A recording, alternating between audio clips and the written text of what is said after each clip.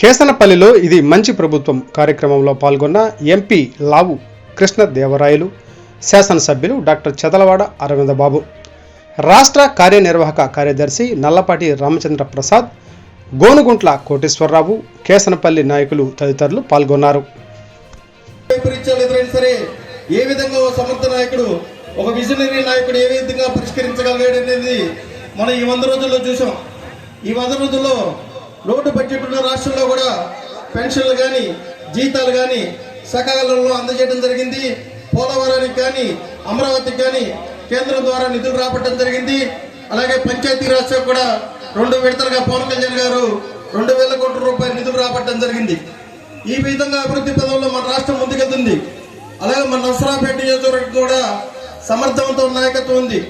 ఎందుకంటే ఆ రోజు నేను చూశాను, నా అన్నదమ్ముళ్ళు, నా అక్క చెల్లెళ్ళు అంటూ అన్న ఎన్టీఆర్ గారు సంబోధించారు.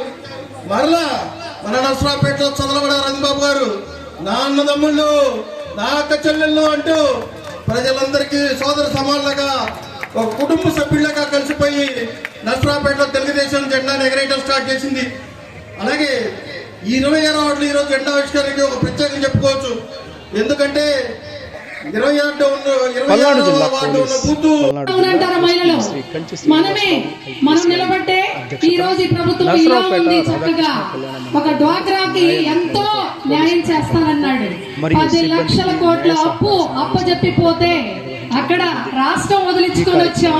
ఒకప్పుడు తెలంగాణ కట్టుబట్టలతో వచ్చి అమరావతిని ప్రూవ్ చేద్దాం అనుకున్న టైంలో నెత్తిన శటకోపం పెట్టినట్టు మళ్ళీ రాష్ట్రాన్ని తీసుకొస్తానని చెప్పి 5 సంవత్సరాల చరిత్రని ఒక 40 సంవత్సరాల బ్యాక్ వెళ్ళేటట్టు చేసుకుందాం. పర్లేదు, ఒక స్వయం కృతాపరాధం, ఒక అనుభవం నేర్పిన గుణపాఠం, ఒక పని రాక్షసుడికి మరలా పని అనుభవం ఏంటో చూపించడానికి మనందరం కూడా పరిగెత్తే సమయం ఆసన్నమైంది. 100 రోజులు కాదు, ఇది 100 రికార్డులు. గతంలో 14 సంవత్సరాల రికార్డుని అధిగమించడం కోసం ఒక విజనరీ నాయకుడమ్మా మన కోసం ఆంధ్ర నడిగుండను మన కోసం జనించాడు అని అంటే మనం ఈ రోజు ఇంత ఆనందంగా ఉండడానికి కారణం ఎవరు అంటే నారా చంద్రబాబు నాయుడు గారి ప్రభుత్వమే. అవునంటారా కాదంటారా? మహిళలు ఈ రోజు మనకి డ్వాక్రా తరఫున కూడా 5 లక్షల రుణం ఇస్తాను అని చెప్పి జగన్మోహన్ రెడ్డి గారి ప్రభుత్వం పావలా వడ్డీతో తీసుకుంది. ఇప్పుడు మరి మన నారా చంద్రబాబు నాయుడు గారు 10 లక్షలు డబుల్ చేశారా లేదా?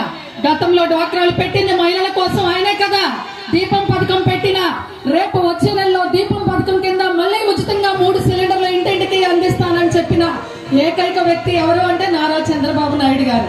ఇక ఇంకా అవసరం లేదు, మనకి వెనక తిరిగి చూడాల్సిన అవసరం లేదు.